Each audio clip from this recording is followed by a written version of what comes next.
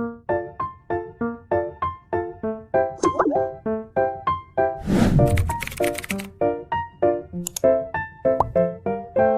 lagi bersama saya Ervan Vita Rahma dengan NPM A1M020055. Kali ini saya akan menjelaskan tentang fungsi-fungsi manajemen. Pembahasan kita pada kali ini yaitu yang pertama perencanaan, yang kedua pengorganisasian, yang ketiga penggerakan, dan yang keempat pengawasan.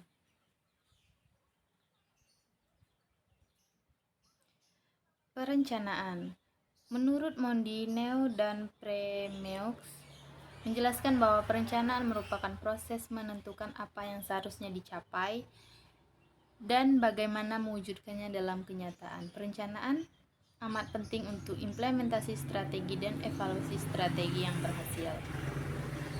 Nah, menurut Asmenri yaitu menentukan dan merumuskan tujuan yang hendak dicapai, meneliti masalah atau pekerjaan yang akan dilakukan, mengumpulkan data atau informasi-informasi yang diperlukan, menentukan tahap-tahap atau rangkaian tindakan, merumuskan bagaimana masalah-masalah itu akan dipecahkan dan bagaimana pekerjaan itu akan diselesaikan. Selanjutnya pengorganisasian.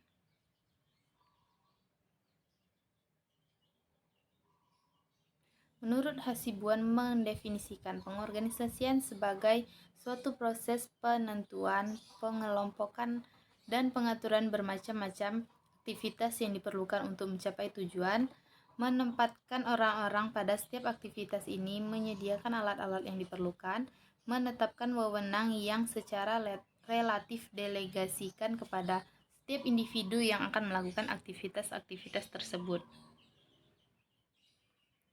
Menurut Sarwoto, menyebutkan proses organizing meliputi 8 kegiatan yaitu sebagai berikut. Yang pertama, perumusan tujuan, yang kedua, penetapan tugas pokok, perincian kegiatan dalam kegiatan ini, pengelompokan kegiatan-kegiatan dalam fungsi-fungsi, departementasi, pelimpahan otoritas, staffing, dan facilitating.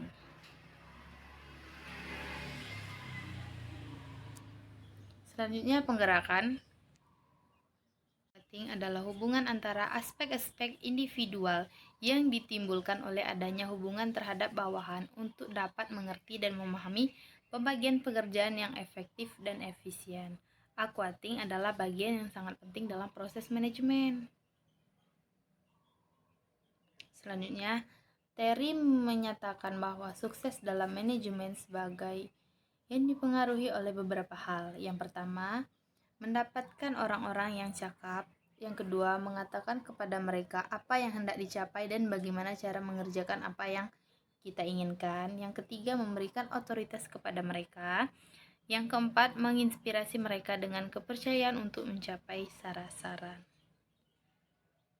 Selanjutnya, pengawasan. Proses penentuan yang dicapai. Tujuan pengawasan menurut konsep sistem adalah membantu mempertahankan hasil atau output yang sesuai dengan syarat-syarat sistem. Artinya, dengan melakukan kerja pengawasan diharapkan dapat mencapai kualitas produk organisasi berdasarkan perencanaan yang telah ditetapkan sehingga konsumen atau stakeholders menjadi puas. Agar kegiatan pengawasan berjalan efektif dapat dilakukan melalui 3 tahapan kegiatan. Yang pertama, standar, tahapan penetapan alat pengukur. Yang kedua, evaluated, tahapan mengadakan penilaian, dan mengadakan tindakan perbaikan. Menurut Siagian, berpendapat bahwa sasaran pengawasan adalah untuk menjamin hal-hal berikut. Yang pertama, kebijakan dan strategi yang telah ditetapkan terselenggara sesuai dengan jiwa dan semangat kebijaksanaan dan strategi dimaksud. Yang kedua, anggaran yang tersedia untuk menghidupi berbagai kegiatan organisasi benar-benar dipergunakan untuk kegiatan tersebut secara efektif dan efisien. Yang ketiga, para anggota organisasi benar-benar berorientas dan pada berlangsungnya hidup dan kemajuan organisasi bukan kepentingan individu.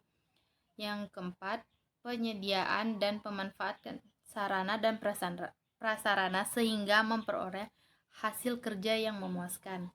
Yang kelima, standar mutu hasil pekerjaan terpenuhi semaksimal mungkin. Dan yang terakhir, prosedur kerja ditaati oleh semua pihak.